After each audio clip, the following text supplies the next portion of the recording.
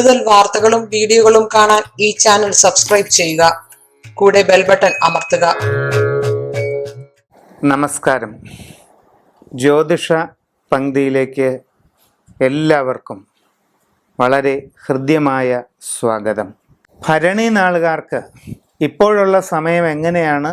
ഗുണകരമാണോ ദോഷകരമാണോ എന്ന് നമുക്ക് ചിന്തിക്കാം. ഭരണി നക്ഷത്രക്കാർക്കും വ്യാഴം 9-ലും ശനി 9-ലുമായിട്ടാണ് സഞ്ചരിച്ചു കൊണ്ടിരിക്കുന്നത്. പൊതുവെ അനുകൂലമായ പല മാറ്റങ്ങളും നിങ്ങളുടെ രാശിമണ്ഡലത്തിൽ കാണുന്നുണ്ട്. ഉദ്ദേശിക്കുന്ന രീതിയിൽ ഗുണകരമായിട്ടുള്ള പല അനുഭവങ്ങളും പ്രതീക്ഷിക്കാതെ തന്നെ നിങ്ങളിലേക്ക് കടന്നു വരും.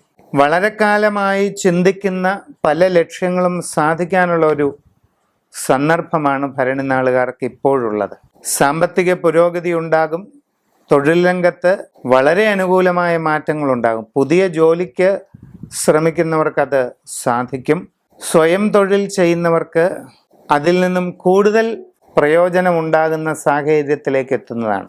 വ്യാപാര രംഗത്ത് പ്രവർത്തിക്കുന്നവർ, മറ്റ് ബിസിനസ് മേഖലകളിൽ പ്രവർത്തിക്കുന്നവർ തുടങ്ങിയ ആൾക്കാർക്കെല്ലാം 9-ലെ വ്യാഴത്തിൻ്റെ പ്രയോജനം കൊണ്ട് വളരെയധികം തങ്ങളുടെ കർമ്മ മേഖല വികസിപ്പിക്കുന്നതിനും അതിൽ നിന്ന് പ്രയോജനമുണ്ടാകുന്നതിനും ഇടയാകും. അന്യദേശത്ത് പ്രത്യേകിച്ച് IT ബിസിനസ് മേഖലകളിൽ പ്രവർത്തിക്കുന്നവർക്കെല്ലാം അവിചാരിതമായ പല നേട്ടങ്ങളും ഉണ്ടാകുന്നതാണ്. ഇങ്ങനെയൊക്കെ ആണെങ്കിലും 9-ൽ ഇപ്പോൾ നിൽക്കുന്ന ശനി ജനുവരി 24-ന് ശേഷം 10-ലേക്ക് വരുന്നതാണ്. അത് ഒട്ടും നല്ലതല്ല.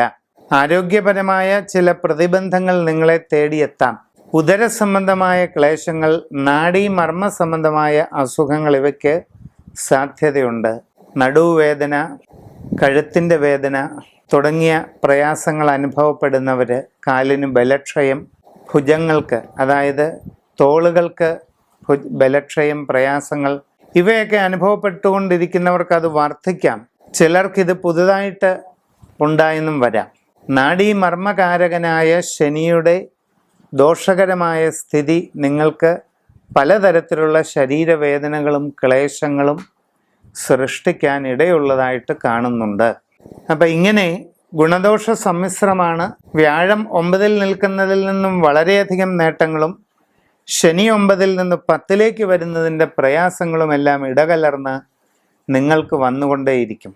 അതോടൊപ്പം നിങ്ങളുടെ ആരൂഢത്തിൽ വളരെ ദോഷാത്മകമായ ഒരു സാന്നിധ്യം പോലെ തോന്നുന്നുണ്ട്. ആരൂഢത്തിൻ്റെ ഗുണദോഷാവസ്ഥകൾ ശരിയായി പരിശോധിക്കുക. സമഗ്രമായി ഒരു സൂര്യരാശി ചിന്ത നടത്തി ഉചിതമായ പരിഹാരങ്ങൾ കാണുന്നതാണ് ഏറ്റവും നല്ലത്.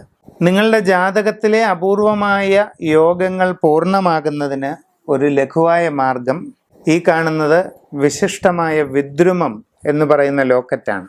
ഇത് ശരിയായ അളവിൽ കഴുത്തിൽ, മാലയിലോ ചരടിലോ കോർത്ത് ധരിക്കുന്നതായാൽ നിങ്ങൾക്ക് ഒരു ഭാഗ്യവർദ്ധനവ് ഉണ്ടാകാൻ കാരണമായി തീരുന്നതാണ്.